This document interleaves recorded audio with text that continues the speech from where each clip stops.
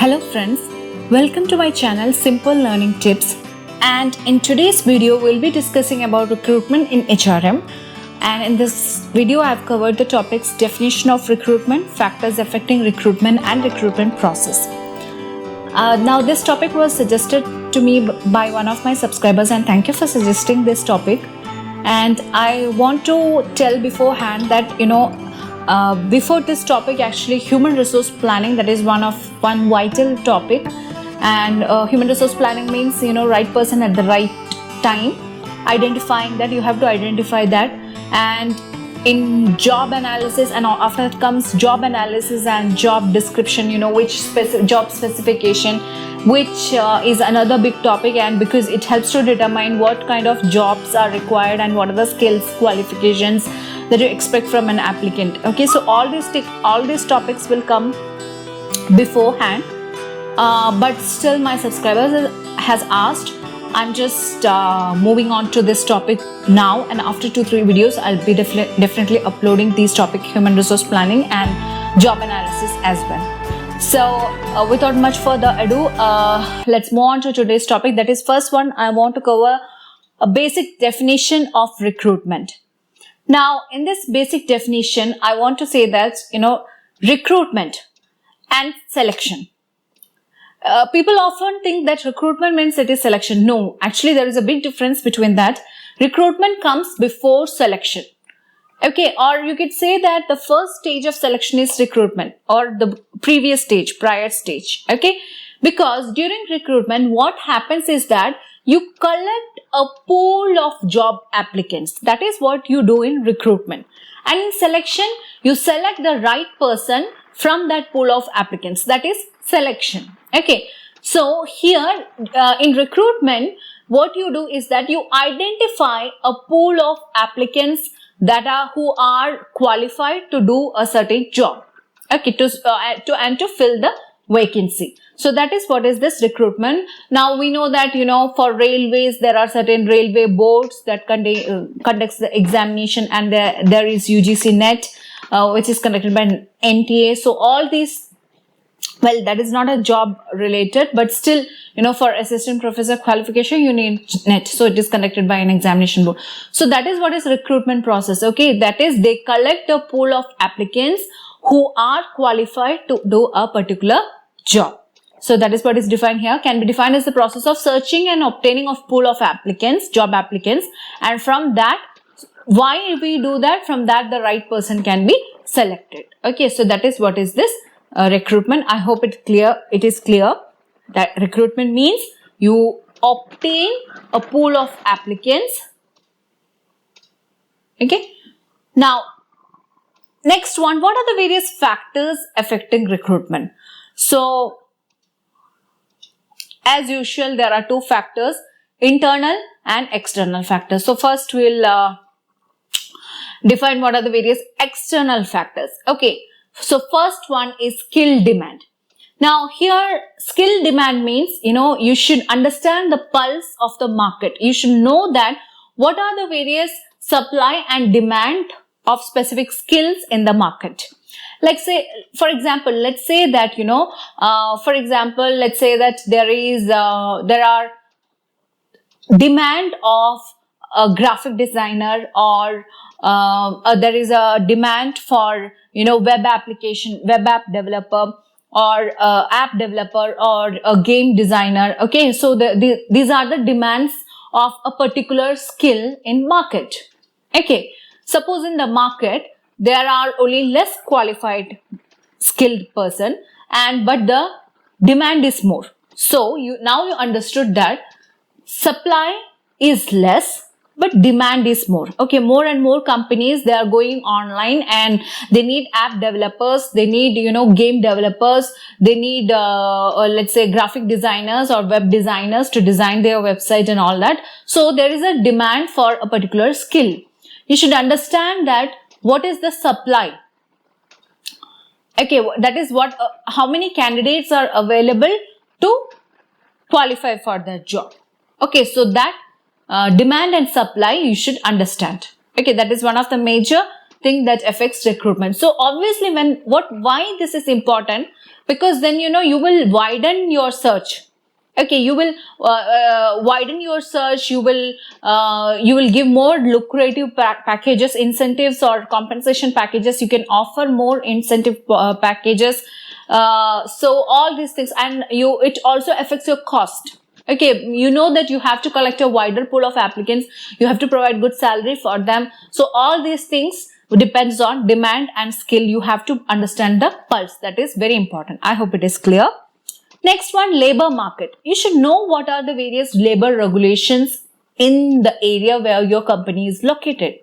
Okay, suppose might be in your area there might be Friday you should give some time off to the workers to go for prayer. Okay, so for certain religious community people, or so all these things, okay, you should understand the labor rules in the place where you are located. And there are a lot of acts, like maybe working hours and various maternity acts. Okay, so all these things you should be aware while you are recruiting the candidates. When you are framing your recruiting policy, all these things you should keep in mind. These are the external factors that can affect your recruitment policy. Next one, demographic profile. Okay, you should know, like I said, you should know the pulse of the market to understand the skill level of the candidates. Okay, you should know that, okay, these are the skill level candidates that I'll be obtaining from this market. That you should understand. Next one, you should understand what are the various legislation, labor conditions, labor laws in that area, in the area from where you are going to recruit. Next one, demographic profile. Now this means that you should understand, the age, how many, what is the unemployment rate in that age, and what are the various age factors, whether there is more youth or above or mid-age people. So you should know all these things.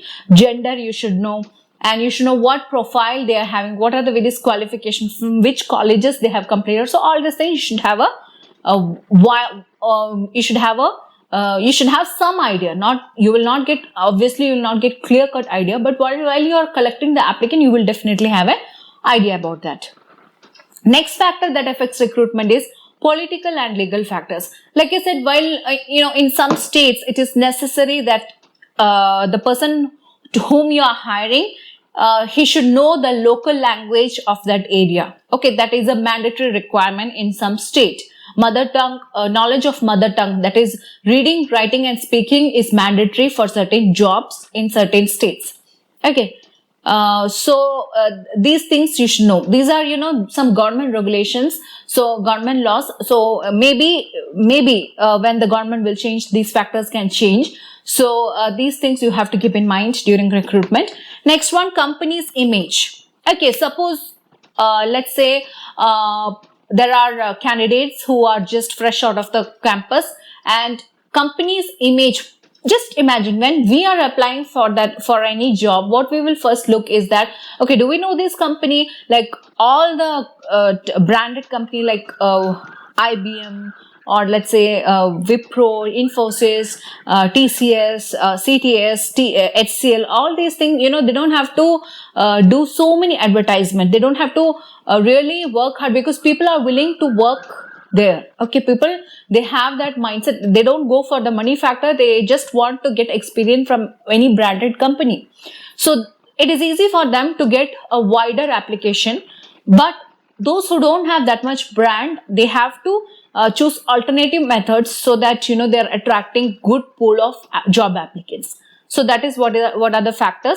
Like I said, skill demand. You should understand the demand and supply of any particular skill that you want to hire in your company. You should know what are the various labor laws. You should know what are the various government and political scenario in any state or in any area where your company is located while doing the recruitment. You should know the demographic. You should have a complete understanding of the demographic profile of the population from where you are going to recruit your candidates. Then company's image. Okay, so all these factors affect recruitment. See, why I say is that, suppose you are recruiting, and why these factors are important. Let's say there is a refinery refinery, petroleum refinery, let's say in Scotland. So it's not sufficient that, maybe in that area in Glasgow or Edinburgh, in that area, that qualified candidates are less. So what you will do is that you have to outsource from other areas, from other regions. This is just an example. So you have to widen your recruitment search. Okay, same way in our country also might be you need somebody who is qualified, let's say a German translator. Okay, that is a vacancy in your company. And in India, maybe, you have good people who can translate, but you want a person whose native language is German. Okay, so you have to hire people from outside the world, outside your country. Okay, so all these things affect recruitment, the way you're going to search your pool of applicants, job applicants. Next one, certain internal factors are also there. Like whenever you are creating a recruitment policy, it is very important that it should merge or conglomerate with the organization objective, goals and missions and values. Okay, it should like what is your organization objective that should be fulfilled with this recruitment. Next, organization size. Okay, based on the size, suppose if it is a large company or small company, that also affects the recruitment factors. And let's say maybe for doing a particular job, you don't need a whole recruitment package. You can give it to some contract employees, or you can hire some contract employees, or you can hire some temp or interns. Okay, for whom you don't have to pay the money at all. Okay, so that depends on the organization size, and also human resource planning comes along with that. So understanding the organization size, and then you plan accordingly. Like I said, human resource planning, you have to identify what is the various requirement in an organization and what are the various qualifications that are required to do certain jobs. So all these factors affect recruitment. And whether you need permanent employees, you need to hire permanent employee or a temporary employee or contract employee, or whether you have to outsource it, whether you have to take it from skilled, whether you need more skilled employees or non-skilled employees, technical, you need executive cadre, you need other middle level management. So all these things will come in human resource planning. Next one, budget, which is very, very important in affecting a recruitment policy. Where you want to advertise.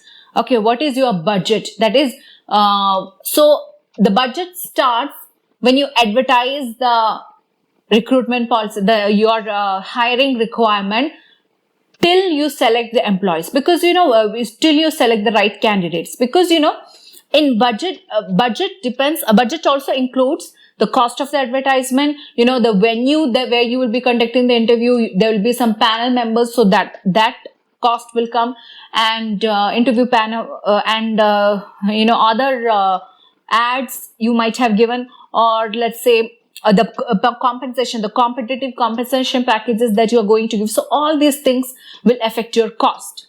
Okay, so like that, based on the money that you want to spend on hiring, you can decide whether you want to hire an intern to do that job, or an apprentice to do that job, or a part-time employee, full-time employee, temporary employee, contract employee, outsourcing. All these things will affect, all these factors will affect your recruitment policy. I hope it is clear.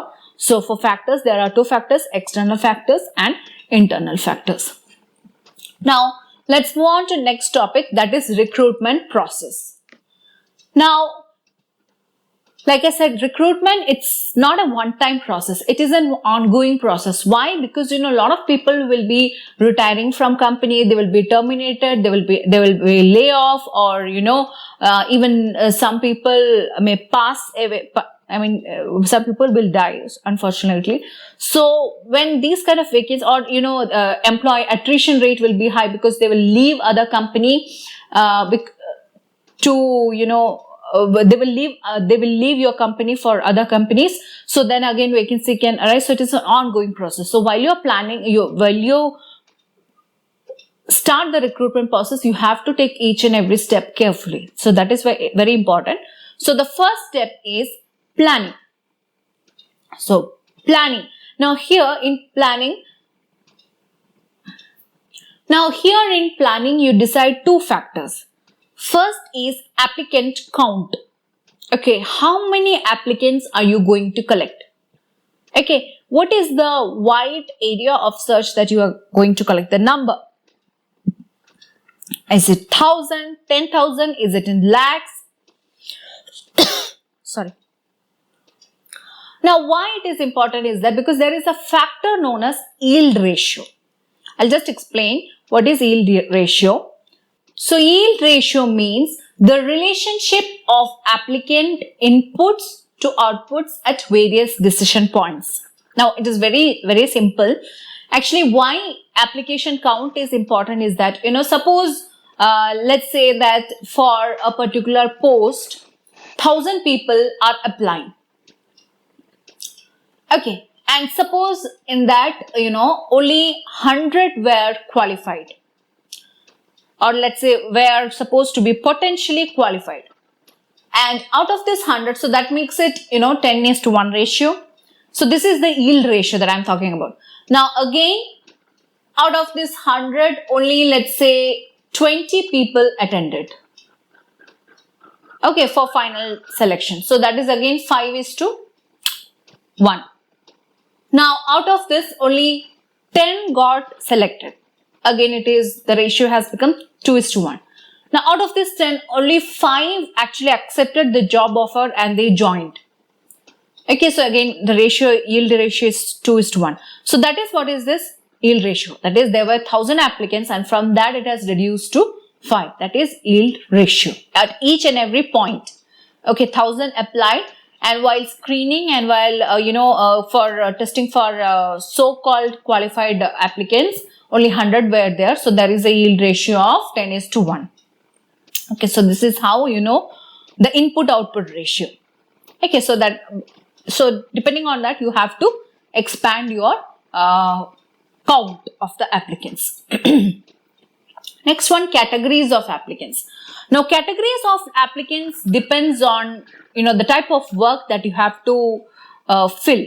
Okay, the kind of vacancy that you have to fill. So that determines the categories of applicants. For example, let's say that you might have to hire might be your job require from some candidates from tier 1 institutes, that is those who are from IIT, IIM only. Some companies, they do specify that tier 1 institutes or symbiosis like that. So I'm just giving an example. So that depends on the type of job or type of work that you have to fill. Next one is recruitment methods. Now, what are the various recruitment methods that you can adapt? First one, internal, again external. Now, internal recruitment methods include promotion. Okay, so first one is promotion. That is, you suppose in middle level management vacancies are there, and in low level management vacancies are less, or let's say, in middle level management vacancies are more. So you can promote, and in lower management vacancies are high, you can promote the employees. Next one, job posting. You can post about the vacancy in your department or in your section, in journal, circular, or in message boards, and thereby getting pool of applicants internally. Next one is employee records. You create, while joining itself, you create a database of employees, and from there you can identify who is qualified to do a particular job. You can recruit them for that job. Skill banks. Okay, you have identified, let's say, like I said, for example, a graphic designer. You want certain people, while recruiting itself, you have categorized, or you have identified, okay, this person has, even though he's an engineer, he has this additional qualification of graphic designer. So later on, when there is a recruitment, when there is a need or vacancy for graphic designer, you can post that person to this graphic designer post. Okay, employee referrals. Now most of the companies, they prefer employee referrals. They ask their existing employees to bring more employees whenever there is, to bring more candidates, okay, through their own referrals. Now, one such a lot of companies are doing that. For example, Intel, I've heard that, Intel, they give double bonuses to their employees who refer other candidates, especially when they refer a women candidate, they get double bonuses. And IT firm Accenture, they consider this as a feel good factor when they refer a known person. Okay, that is, they are doing something good for other person, so they consider it like that. So these are the examples of employer referrals. I hope it is clear. It is like referring a person that you know for a particular job.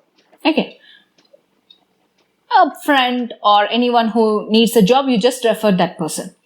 Now, I hope these points are clear because these are very simple points. That's why I'm going very, very fast. If you have doubt, please let me know in the description box below. Next one, former applicants. Former applicants means, previously they might have applied and because of the last deadline is over or the vacancies might have filled, so you might not have called out these applicants. So before going for and spending a lot of money for new recruitment, you can hire or you can do a verification of these former applicants that are available in your database. Okay, so that is known as internal. These are the various internal recruitment methods. Now next one, external recruitment methods. Now what are the various external recruitment methods? First one is advertisement. You advertise through all the traditional methods, newspaper.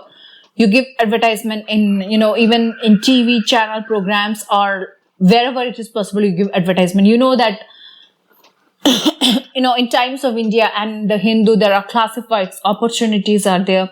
Times of India, I think it's Ascent. So all these things you can see, vacancies, opportunities columns are there. Okay.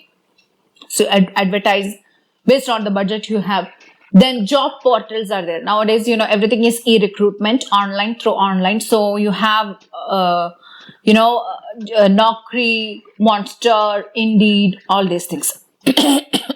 Sorry. Next one, employment exchanges. Okay, now also people prefer employment exchange where you can get candidates, good candidates from these employment exchanges. Then campus recruitment. Nowadays in all the college, that is a USP campus, that is campus recruitment. So companies prefer candidates, hire freshers from there.